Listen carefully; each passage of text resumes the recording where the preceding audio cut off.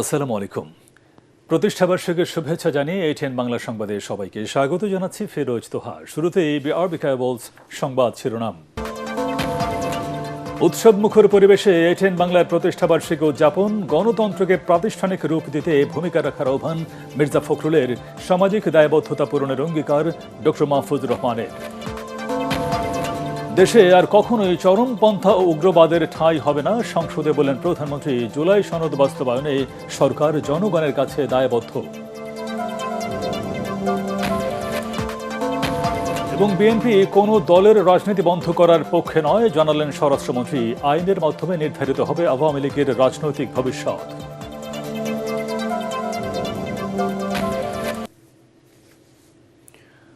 শুনছিলেন BRB cables সংবাদ শিরোনাম, এবারে বিস্তারিত। দর্শক, এই মুহূর্তে ঢাকা বিশ্ববিদ্যালয়ের টিএসসিতে বড় পর্দায় খেলা দেখা সমর্থকদের খোঁজ খবর নিচ্ছেন সহকর্মী সাজ্জাদ জাহান। সরাসরি যুক্ত হচ্ছে তার সাথে। সাজ্জাদ, এই উত্তেজনার বারুদে ঠাসা ম্যাচে দর্শকদের উপস্থিতি কেমন দেখছেন জানাবেন আমাদেরকে। তোহা, আপনাকে ধন্যবাদ। আমরা রয়েছি এই মুহূর্তে রাজধানীর টিএসসি প্রাঙ্গণে। এখানে আর্জেন্টিনার এবং ইংল্যান্ডের যে সেমিফাইনাল খেলা, সেই খেলায় উপভোগ করতে এই দূর দূরান্ত থেকে নানান শ্রেণী পেশার মানুষ এসেছেন। এখানে আমরা আপনাকে দেখাতে চাই, যদি এখানে অনেক মানুষের সমাগম, এখানে দেখতে পাচ্ছি যে ব্যাপক উৎসাহ উদ্দীপনা বিরাজ করছে। আপনি জানেন যে 1000 মাইল দূরে যুক্তরাষ্ট্রে অনুষ্ঠিত হতে যাচ্ছে আজ সেমিফাইনাল, যে খেলার মধ্য দিয়ে নির্ধারিত হবে ফাইনালে কে যাচ্ছে, আর্জেন্টিনা না ইউরোপের পরাশক্তি ইংল্যান্ড। এইরকম একটি পরিস্থিতির মাঝে আর্জেন্টাইন ভক্তরা এখানে এসে সমাগত হয়েছেন। নানাভাবে তারা উৎসাহ উদ্দীপনা নিয়ে সময় কাটাচ্ছেন এবং কি খেলা উপভোগ করছেন। তা আমরা দেখতে পাচ্ছি যে কানায় কানায় পরিপূর্ণ হয়ে গেছে টিএসসির ময়দান। এখানে যদি আমি আপনাকে বলে রাখি একটু, যে আজকের খেলার মধ্য দিয়ে যেমন নির্ধারণ হবে যে কে সে বিশ্বকাপের সেই স্বর্ণের কাপটি অর্জন করবে, তেমনি দর্শকদের মাঝে 1000 মাইল দূরের যে খেলা অনুষ্ঠিত হচ্ছে, সেই খেলার উৎসাহ উদ্দীপনা যোগাতে তারা যেন এক মোহ উত্তেজনায় পরিস্থিতি এখানে বিরাজ করছে। আমরা এখানে দেখতে পেয়েছি যে অনেকের সাথে কথা বলেছি, তারা জানিয়েছেন যে দূর দূরান্ত থেকে তারা এখানে এসেছে।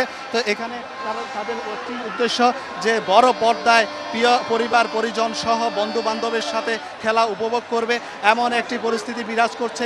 তো তারা প্রত্যাশা করছেন যে আজ হয়তো ফুটবলের অন্যতম জাদুঘর মেসির কোনো জাদুর ছোঁয়ায় আর্জেন্টিনা ফাইনালের সেই মহেন্দ্রক্ষণ অর্জন করবে এবং কি ফাইনালে ওঠার মধ্য দিয়ে কাপ জয়ের ধারাবাহিকতায় ফিরে যাবে, এমন একটি পরিবেশ বিরাজ করছে। অপরদিকে যারা অ্যান্টি আর্জেন্টিনান তারাও এখানে এসেছেন, তারাও তাদের দলকে সমর্থন দিচ্ছেন। এখানে একটি উৎসাহ উদ্দীপনা এবং আবেগ ঘন আনন্দময় পরিস্থিতি বিরাজ করছে। এই ছিল আমার কাছে এখানে টিএসসি ময়দান থেকে সর্বশেষ পরিস্থিতি। জি সাজ্জাদ, আপনাকে ধন্যবাদ। বর্ণাঢ্য আয়োজনে উদযাপিত হয়েছে দেশের প্রথম স্যাটেলাইট টেলিভিশন চ্যানেল এটিএন বাংলার 30তম প্রতিষ্ঠাবার্ষিকী। উপলক্ষে রাজধানীর কারওয়ান বাজারে চ্যানেলের প্রধান কার্যালয়ে এটিএন বাংলা পরিবারকে শুভেচ্ছা জানান স্থানীয় সরকারমন্ত্রী, তথ্যমন্ত্রী সহ রাজনৈতিক ও সামাজিক সংগঠনের নেতৃবৃন্দ। বিএনপি মহাসচিব ও এলজিআরডি মন্ত্রী মির্জা ফখরুল ইসলাম আলমগীর বলেন, গণতন্ত্রের প্রাতিষ্ঠানিক রূপ দিতে ভূমিকা রাখবে এটিএন বাংলা। আর যুগের সাথে তাল মিলিয়ে দর্শকদের আস্থা ধরে রাখার প্রত্যাশা ব্যক্ত করেন তথ্যমন্ত্রী জহিরুদ্দিন স্বপন। এ সময় এটিএন বাংলা ও এটিএন নিউজের চেয়ারম্যান ডক্টর মাহফুজুর রহমান বলেন, 3 দশকের পথ চলায় শত বাধা পেরিয়েও অন্যায়ের সাথে কখনোই আপোষ করেনি এটিএন বাংলা। গণতন্ত্র এবং মানুষের অধিকার প্রতিষ্ঠায় সবসময় সোচ্চার থেকেছে এই প্রতিষ্ঠানটি। বিস্তারিত জানাচ্ছেন ইয়াসিন রানা। দেশের প্রথম বেসরকারি স্যাটেলাইট টিভি চ্যানেল এটিএন বাংলার জন্মদিনে আনন্দ আয়োজন আর উৎসবমুখর পরিবেশ, সাজ রব পুরো অফিস জুড়ে। নিজেদের কলাকুশলী সাংবাদিকদের পাশাপাশি এই আয়োজনে যোগ দেন সরকারের মন্ত্রী, বিভিন্ন রাজনৈতিক দলের নেতৃবৃন্দ, টিভি চ্যানেল, সরকারের বিভিন্ন সংস্থা, শিল্পী, বিভিন্ন প্রতিষ্ঠান ও সমাজের বিশিষ্টজনেরা। মাননীয় মন্ত্রী মহোদয়গণ আমাদের সাথে আছেন, সেই সাথে আছেন। কেক কেটে 30তম বছরে পদার্পণের সূচনা করেন এটিএন বাংলার চেয়ারম্যান ডক্টর মাহফুজুর রহমান। সাথে ছিলেন বিএনপি মহাসচিব ও এলজিআরডি মন্ত্রী মির্জা ফখরুল ইসলাম আলমগীর ও তথ্যমন্ত্রী জহিরুদ্দিন স্বপন। এটিএন বাংলা তার দীর্ঘ যাত্রাপথে অসংখ্য দর্শকের ভালোবাসা এবং অসংখ্য দর্শকের সম্মান তারা অর্জন করেছেন। এটিএন বাংলার কর্ণধার জনাব মাহফুজ সাহেব সহ এই এটিএন বাংলা পরিবারের সকল কলাকুশলী কর্মকর্তাবৃন্দ, সাংবাদিকবৃন্দ, সকলকে আমি এই আনন্দঘন সময়ে শুভেচ্ছা জানাই এবং শুভেচ্ছা এবং শ্রদ্ধা জানাই এটিএন বাংলার সমস্ত দর্শক শ্রোতাকে, যারা এটিএন বাংলার দায়িত্বশীলতার কারণে, জবাবদিহিতার সংস্কৃতির কারণে এবং এটিএন বাংলার প্রযুক্তিগত আধুনিকতার কারণে তাকে সাথে রেখেছেন। সেই সম্মানিত দর্শক শ্রোতাকে আমি আশা করি যুগের চ্যালেঞ্জকে মোকাবেলা করে এটিএন বাংলা এই ভালোবাসাকে আরও অনেক সমৃদ্ধ করবে। দেশে বিদেশে বিজ্ঞাপন যাচ্ছে, সোশ্যাল মিডিয়ার অপব্যবহার দেখতে পাচ্ছি আমরা। সেক্ষেত্রে আমরা টিআরপির যন্ত্রণা থেকে একটা বাঁচতে চাই। আমরা মনে করি যে পে চ্যানেল করবার জন্য সরকারে যদি উদ্যোগ গ্রহণ করা হয়, এখন এআইয়ের যুগ এসেছে, যদি পে চ্যানেল করা হয় আমরা টেলিভিশনগুলোকে বাঁচিয়ে রাখতে পারবো। গণতন্ত্রের পক্ষে ভূমিকা রাখায় এটিএন বাংলাকে শুভেচ্ছা জানান তারা। এই বাংলাদেশে এখন একটা এই রাজনীতির সুবাতাস বইছে, গণতন্ত্রের সুবাতাস বইছে।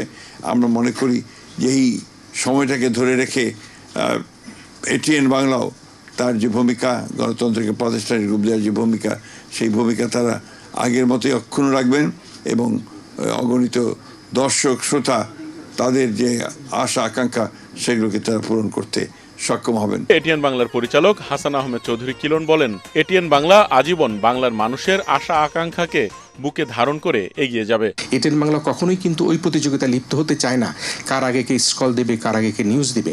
আমরা জেনে শুনে বুঝে দেবার চেষ্টা করি।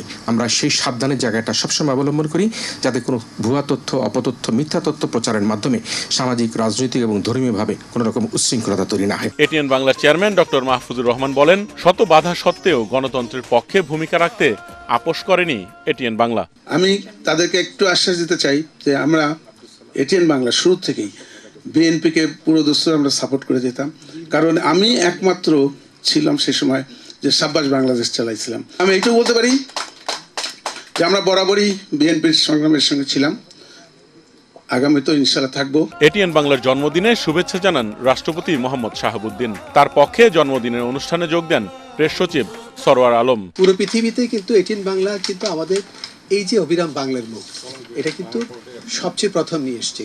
আমি এটিএন বাংলা আরেকটা জিনিস ভালো লাগে যে এটিএন বাংলা কিন্তু একটু সাধারণ মানুষের যে অনুষ্ঠান, একটা সাধারণ অনুষ্ঠানও সেটাও কিন্তু কাভার করে, সব কিছুই কাভার করে, নিউজে এবং আপনার অনুষ্ঠানেও। তো সেই জন্য এটিএন বাংলাকে আমি শুভেচ্ছা জানাবো। এটিএন বাংলা সবসময় সত্য ও কল্যাণের পক্ষে থাকবে বলে প্রত্যাশা জামায়াত ইসলামের। দীর্ঘ এই পথ চলায় বাংলাদেশের মানুষের একান্ত আপনজন হয়ে উঠেছে আমি মনে করি যে এটিএন বাংলা। প্রথম প্রজন্মের এবং একদম প্রথম দিকের নিউজ যেটা আমরা বিটিভির পরেই দেখতাম। আমরা আগামীর পথ চলায় প্রত্যাশা করব যে তারা সত্যের পক্ষে, কল্যাণের পক্ষে থাকবেন এবং জনগণের পক্ষে থাকবেন। প্রজন্মের পর প্রজন্ম বেড়ে উঠেছে এটিএন বাংলার অনুষ্ঠান দেখে। ঈদের আনন্দ, বিশ্বকাপের উন্মাদনা, জাতীয় দিবসের গর্ব কিংবা দুর্যোগের সময়ে মানুষের পাশে থাকার অঙ্গীকার সবখানেই ছিল এটিএন বাংলার উজ্জ্বল উপস্থিতি। জন্মদিনের আনন্দ উদযাপনে অংশ নেন সকলে। এটিএন বাংলাই বাংলাদেশের প্রথম ডিজিটাল প্ল্যাটফর্ম এবং তারপরে এটিএন বাংলাকে অন্যান্য প্রতিষ্ঠান ফলো করেছে। এটা আমাদের আতুর ঘর, শিল্পীদের আতুর ঘর। আতুর ঘর এই সেন্সে বলছি আমি, এখান থেকে কিন্তু আজকে বেসরকারি টেলিভিশন, স্যাটেলাইট টেলিভিশন, আমরা যা কিছু যত কিছুই বলি, পৃথিবীময় যে ছড়িয়ে পড়া শুরু এখান থেকে, এই মানুষটার হাত ধরে। আমি শুভেচ্ছা জানাই এটিএন বাংলাকে। এটিএন বাংলা আরো এগিয়ে যাক, তার পথ ধরে।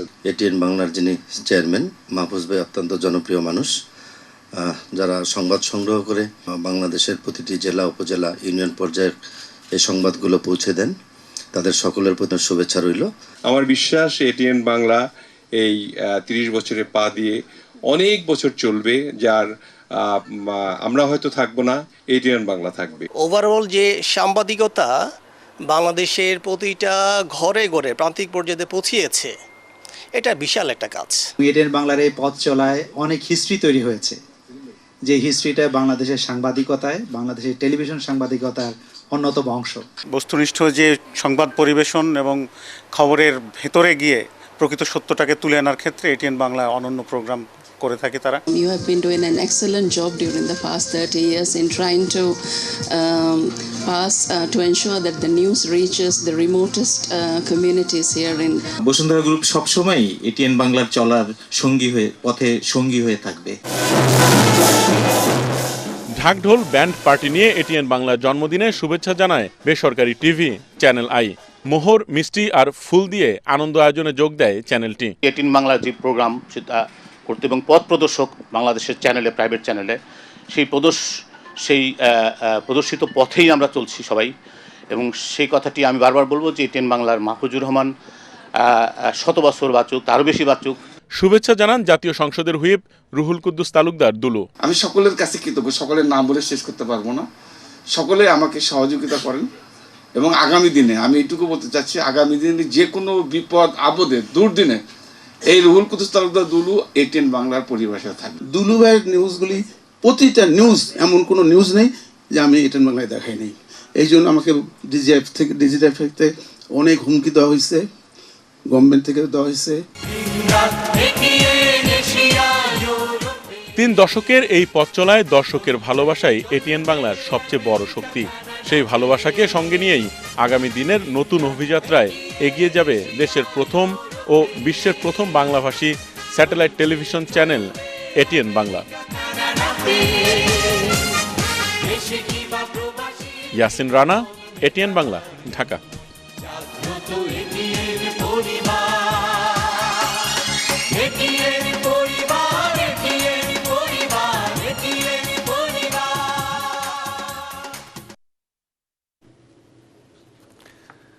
বাংলাদেশে চরমপন্থা উগ্রবাদের কোনো ঠাঁই হবে না বলে জানিয়েছেন প্রধানমন্ত্রী তারেক রহমান। জাতীয় সংসদে বাজেট অধিবেশনের সমাপনী দিনে তিনি বলেন, মুক্তিযুদ্ধের চেতনার নামে কেউ আর মানুষের অধিকার হরণ করতে পারবে না।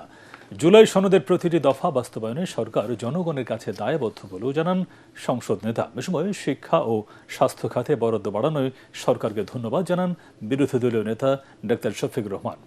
ইমদাদুল্লাহ বাবুর রিপোর্ট।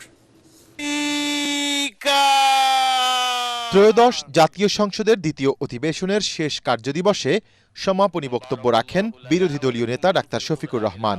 এবার মাননীয় অর্থমন্ত্রী মহোদয় আমাদেরকে আশ্বস্ত করেছেন যে আর্থিক খাতে শৃঙ্খলা ফিরে আনা, এটা সরকারের প্রথম অগ্রাধিকার। আমরা এই জিনিসটা দেখতে চাচ্ছি। বক্তব্যের শুরুতে জলাবদ্ধতার কথা উল্লেখ করে রাজধানীর উন্নয়নে বিশেষ গুরুত্ব দিতে সরকারকে তাগিদ দেন তিনি। উন্নয়নের জন্য বছর বছর বরাদ্দ হয়েছে, কিন্তু সেই উন্নয়ন অধরা রয়ে গেছে। উন্নয়ন হয়েছে কিছু ব্যক্তির, কিছু গোষ্ঠীর। একসময় একজন শাসক বলেছিলেন তিলোত্তমা ঢাকা। তিনি হয়তো চেষ্টা করেছেন, কিন্তু তিলোত্তমা হয়নি, বরঞ্চ এই ঢাকা দিনের পর দিন মলিন হয়ে যাচ্ছে। বিশেষ বরাদ্দ রেখে রাজধানী শহরটাকে অন্তত প্রোটোটাইপ হিসাবে আগে আমরা একটু ভালো করে তুলি, এরপরে আস্তে আস্তে আমরা অন্যদিকে যেতে পারবো। যে কোনো মূল্যে দুর্নীতির হাত চেপে ধরার আহ্বান জানান তিনি। আমরা আপাতত চাচ্ছি দুর্নীতির হাত চেপে ধরেন এবং হাতের মধ্যে কড়া লাগাই দেন। আমরা সরকারি দল থেকেও বলছি জুলাই আমাদের, বিরোধী দল থেকেও বলছি জুলাই আমাদের। তাহলে এই জুলাইটা যেন সত্যিকারেই আমাদের হয়, সেটা আমরা দেখতে চাই। এ সময় নির্ধারিত বক্তব্যে সংসদ নেতা তারেক রহমান বলেন, বাংলাদেশে ন্যায় পরায়ণতা ও ন্যায় বিচারই হবে শেষ কথা। 17 বছর ধরে যে সকল রাজনৈতিক কর্মী বিভিন্ন দলের, তারা যেভাবে নিজেদের উৎসর্গ করেছেন, ক্ষতিগ্রস্ত হয়েছেন, ঠিক একইভাবে জুলাই যোদ্ধা যারা নিজেদেরকে উৎসর্গ করেন, যারা ক্ষতিগ্রস্ত হয়েছেন, এই সকল মানুষের পাশে রাষ্ট্রীয় অর্থনৈতিক অবস্থা বিবেচনা করে আমরা তাদের পাশে দাঁড়াব। শহীদগণ এমন একটি বাংলাদেশ চেয়েছিলেন যে বাংলাদেশে চরমপন্থা কিংবা উগ্রবাদের কোন রকম ঠাঁই হবে না, যে বাংলাদেশে মুক্তিযুদ্ধের চেতনার নামে কেউ মানুষের গণতান্ত্রিক অধিকার হরণ করবে না। আওয়ামী লীগের সমালোচনা করে প্রধানমন্ত্রী বলেন, বিগত সরকার স্বাস্থ্য, শিক্ষা ও জ্বালানি খাত ধ্বংস করে দিয়েছে। ফ্যাসিবাদের সময় 1.5 দশকে বিদ্যুৎ খাত থেকে হরিলুট হয়েছে কমপক্ষে মাননীয় স্পিকার 3 লক্ষ কোটি টাকা। বলতে দ্বিধা নেই, ফ্যাসিবাদী স্বৈরাচার সরকার বাংলাদেশের চিকিৎসা ব্যবস্থাকে অন্য কারো হাতে মনে হয় তুলে দিয়েছিল। একটি বিশেষ দেশকে সুবিধার জন্য যদি কোনো জাতিকে ধ্বংস করতে হয়, তাহলে তার শিক্ষা ব্যবস্থাকে ধ্বংস করে দাও। এই বাক্যটিকে ফ্যাসিবাদ স্বৈরাচার মনে প্রাণে গ্রহণ করেছিল কোন একটি বিশেষ দেশকে খুশি করার জন্য। যদিও আমাদের অর্থনীতি দুর্বল, সমগ্র বিশ্ব একটি যুদ্ধ পরিস্থিতির ভিতর দিয়ে যাচ্ছে, এমন পরিস্থিতিতেও আমরা ঘুরে দাঁড়াতে শুরু করেছি। শহীদদের প্রত্যাশিত বাংলাদেশ গড়ার প্রতিশ্রুতিও দেন সরকার প্রধান। রাতহীন ভাষায় আমি বলতে চাই, আমরা জুলাই সনদ যেটি স্বাক্ষর করেছিলাম, জুলাই সনদের স্বাক্ষরিত প্রতিটি দফা বাস্তবায়নে আমরা জনগণের কাছে দায়বদ্ধ, অঙ্গীকারবদ্ধ। মাননীয় স্পিকার, এই বাংলাদেশ আর যাতে কখনো কোনোভাবেই ফ্যাসিবাদ স্বৈরাচার মাথা চাড়া দিয়ে উঠতে না পারে, এই প্রশ্নে মাননীয় স্পিকার আমরা বিশ্বাস করতে চাই আমাদের মধ্যে রয়েছে জাতীয় ঐক্য। যে কোনো মূল্যে এই জাতীয় ঐক্য অটুট এবং বজায় থাকবে ইনশাআল্লাহ। মাননীয় স্পিকার, পরে রাষ্ট্রপতির আদেশ পাঠের মধ্য দিয়ে দ্বিতীয় অধিবেশনের সমাপ্তি ঘোষণা করেন ডেপুটি স্পিকার কায়সার কামাল। বৈঠক শেষে সমাপ্ত ঘোষণা করছি। এবারের অধিবেশনে সংসদে মোট 11টি বিল পাশ করা হয়েছে। যারা এই প্রস্তাবের বিপক্ষে আছেন তারা না বলুন। ইমদাদুল্লাহ বাবু, ATN বাংলা, ঢাকা। হ্যাঁ, জয়যুক্ত হয়েছে। হ্যাঁ, জয়যুক্ত। প্রধানমন্ত্রী তারেক রহমানের সঙ্গে সৌজন্য সাক্ষাৎ করেছেন সৌদি আরবের পরিবহন বিষয়ক উপমন্ত্রী ডক্টর রুমাইহ মোহাম্মদ আল রুমাইহের নেতৃত্বে রেড সি গেটওয়ে টার্মিনাল ইন্টারন্যাশনালের CEO সহ একটি প্রতিনিধি দল। সংসদ ভবনে প্রধানমন্ত্রীর কার্যালয়ে এই সাক্ষাতে উভয় দেশের সৌহার্দ্যপূর্ণ সম্পর্ক, বিনিয়োগ এবং অবকাঠামো উন্নয়নে সহযোগিতা সম্প্রসারণে আলোচনা হয়। ভবিষ্যতে এই সম্পর্ক আরও জোরদারে প্রত্যয় ব্যক্ত করেন প্রতিনিধি দলের সদস্যরা। এ সময় প্রধানমন্ত্রী বলেন, সৌদির সঙ্গে বাংলাদেশের দীর্ঘদিনের বন্ধুত্বপূর্ণ সম্পর্ক অত্যন্ত গুরুত্বপূর্ণ। ওদিকে সৌদি আরবের বিভিন্ন প্রতিষ্ঠান বাংলাদেশের বিভিন্ন খাতে বিনিয়োগে আগ্রহী বলে প্রধানমন্ত্রীকে জানানো হয়। বাংলাদেশ সফর এবং বাংলাদেশে বিনিয়োগে আগ্রহ প্রকাশে সৌদি প্রতিনিধি দলকে ধন্যবাদ জানান তারেক রহমান। শিক্ষা ব্যবস্থাকে যুগোপযোগী করে গড়ে তোলাই সরকারের নির্বাচনী অঙ্গীকার বলে জানিয়েছেন প্রধানমন্ত্রী তারেক রহমান। প্রাথমিক শিক্ষা পদক বিতরণ অনুষ্ঠানে তিনি বলেন, শিক্ষা ব্যবস্থার উন্নয়নে প্রাথমিক শিক্ষাকে সার্বিক গুরুত্ব দেওয়া হচ্ছে। মানবিক দেশ গড়তে শিশুদের মূল্যবোধের শিক্ষা দেওয়ার আহ্বান জানান প্রধানমন্ত্রী। তিনি বলেন, শিক্ষকদের মান উন্নয়ন, শিক্ষার্থীদের সৃজনশীল বিকাশ, আনন্দময় শিক্ষার পরিবেশ নিশ্চিতে কাজ করছে সরকার।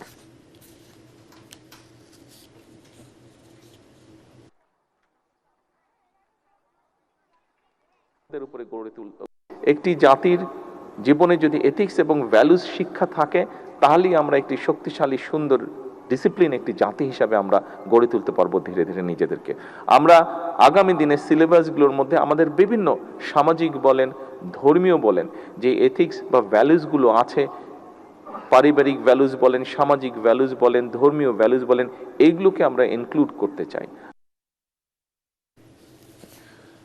শিক্ষামন্ত্রীর পদত্যাগ সহ 3 দফা দাবিতে পূর্ব ঘোষিত কর্মসূচি অনুযায়ী সচিবালয়ের উদ্দেশ্যে লং মার্চ করে আন্দোলনরত শিক্ষার্থীরা শিক্ষা ভবনের সামনে তাদের আটকে দেয় পুলিশ। পরে সেখানে অবস্থান নিয়ে বিক্ষোভ করে তারা। একই দাবিতে এদেশের বিভিন্ন স্থানে বিক্ষোভ করেছে HSC পরীক্ষার্থীরা।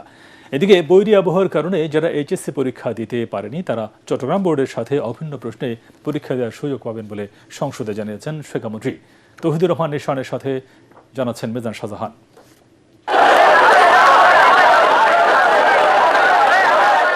চট্টগ্রাম বোর্ড বাদে অন্য সকল বোর্ডে সকাল 10টা থেকে দুপুর 1টা পর্যন্ত HSC পরীক্ষা অনুষ্ঠিত হয়। পরীক্ষা শেষে আন্দোলনে নামেন শিক্ষার্থীরা। রাজধানীর সায়েন্স ল্যাব মোড় থেকে সচিবালয়ের দিকে রওনা দিয়ে শিক্ষা ভবনের সামনে গিয়ে পুলিশি ব্যারিকেডের মুখে পড়েন আন্দোলনরত শিক্ষার্থীরা। সেখানে অবস্থান নিয়ে শিক্ষামন্ত্রীর পদত্যাগের দাবিতে নানা স্লোগান দেন তারা। এর আগে উত্তরার BNS সেন্টারের সামনে সড়ক অবরোধ করে শিক্ষার্থীরা। এতে সড়কের উভয় পাশে দীর্ঘ যানজটের সৃষ্টি হয়। এ সময় দাবি আদায় না হলে আরও কঠোর কর্মসূচি দেওয়া হবে বলে হুঁশিয়ারি দেন আন্দোলনকারীরা। তবে অনেক শিক্ষার্থী এই আন্দোলনের বিপক্ষে। 3 ঘন্টা আমরা ভিজা পরীক্ষা দিচ্ছি, ভিজা বাসায় গেছি, এই কারণে মনে করেন অনেক স্টুডেন্ট অসুস্থ হয়ে গেছে। এই কারণে মনে করেন যে ওনার পদত্যাগের দাবিটা চাওয়া হয়েছে। পদত্যাগ চাওয়া উচিত না, কারণ হয়তোবা মানুষ মাত্রই ভুল, ছাত্রদের উচিত ছিল ওনার যে ভুলগুলো ছিল ওই ভুলগুলো ধরায় দেওয়া। একই দাবিতে চট্টগ্রামে বিক্ষোভ করে শিক্ষার্থীরা। এ সময় শিক্ষার্থীদের উপর পুলিশের লাঠিচার্জের প্রতিবাদ জানান তারা। এছাড়া বরিশাল, কুষ্টিয়া, গোপালগঞ্জ, জয়পুরহাট, লক্ষ্মীপুর সহ দেশের বিভিন্ন স্থানে বিক্ষোভ কর্মসূচি পালিত হয়।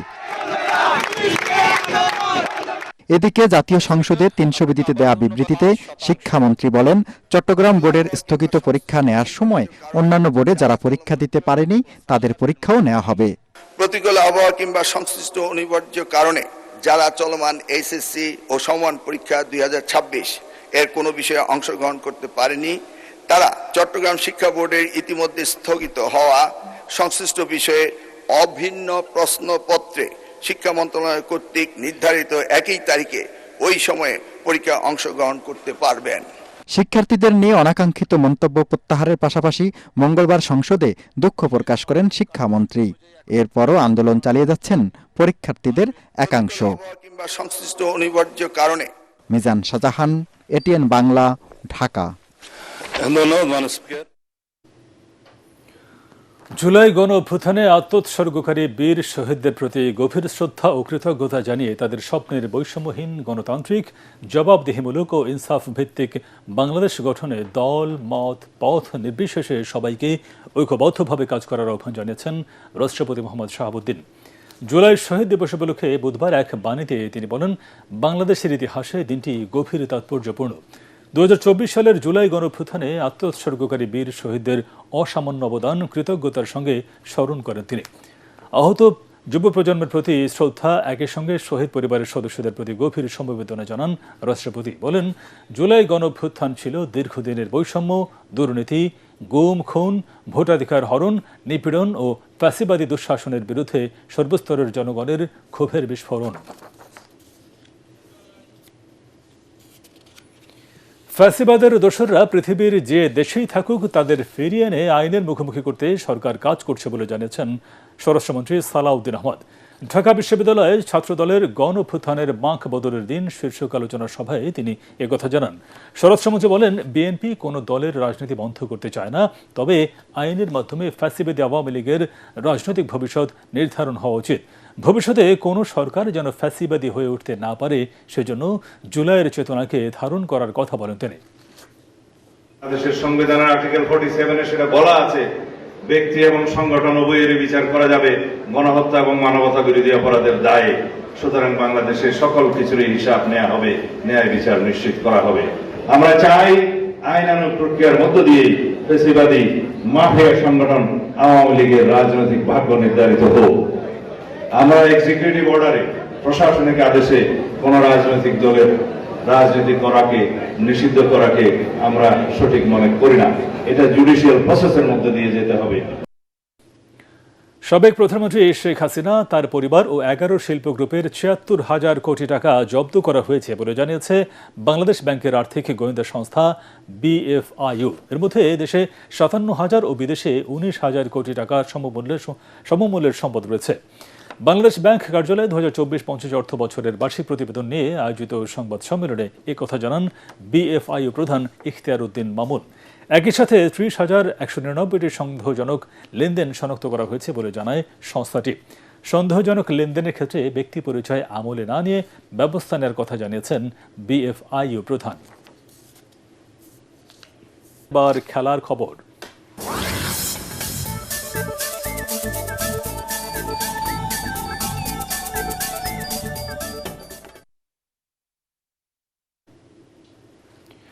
টেস্ট ও ওয়ানডে সিরিজের পর টি-20 সিরিজও জিম্বাবুয়ের কাছে পরাজয় দিয়ে শুরু করল বাংলাদেশ। 3 ম্যাচ সিরিজের প্রথম টি-20তে জিম্বাবুয়ের কাছে 32 রানে হেরেছে টাইগাররা। 171 রানে জয়ের টার্গেটে ব্যাট করতে নেমে 78 রানে 5 উইকেট হারিয়ে বিপর্যয়ে পড়ে বাংলাদেশ। সেই বিপর্যয়ে আর কাটাতে পারেনি তারা। শেষ 138 রানে অল আউট হয় সফরকারীরা। প্রায় 3 বছর পর একাদশে ফেরা ইয়াসির আলী দলের পক্ষে সর্বোচ্চ 54 রান সংগ্রহ করেন। জিম্বাবুয়ের বোলারদের মধ্যে ইঙ্গাফারা ও মুজারাবানি 4টি করে উইকেট নিয়ে বাংলাদেশের ধস নামান। এর আগে বুলাওয়ের কিংস স্পোর্টস ক্লাব মাঠে টস হেরে ব্যাট করতে নেমে নির্ধারিত 20 ওভারে 6 উইকেটে 170 রান করে জিম্বাবুয়ে।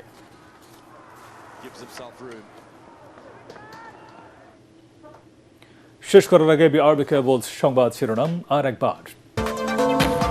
উৎসব মুখর পরিবেশে এটিএন বাংলার প্রতিষ্ঠাবার্ষিকী উদযাপন, গণতন্ত্রকে প্রাতিষ্ঠানিক রূপ দিতে ভূমিকা রাখার আহ্বান মির্জা ফখরুলের, সামাজিক দায়বদ্ধতা পূরণের অঙ্গীকার ডক্টর মাহফুজুর রহমানের।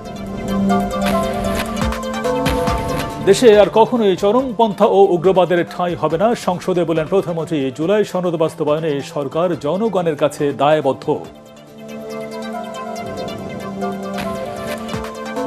এবং বিএনপি কোন দলের রাজনীতি বন্ধ করার পক্ষে নয়, জানালেন স্বরাষ্ট্রমন্ত্রী। আইনের মাধ্যমে নির্ধারিত হবে আওয়ামী লীগের রাজনৈতিক ভবিষ্যৎ।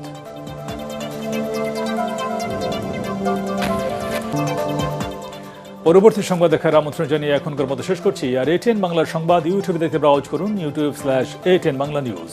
ধন্যবাদ সবাইকে।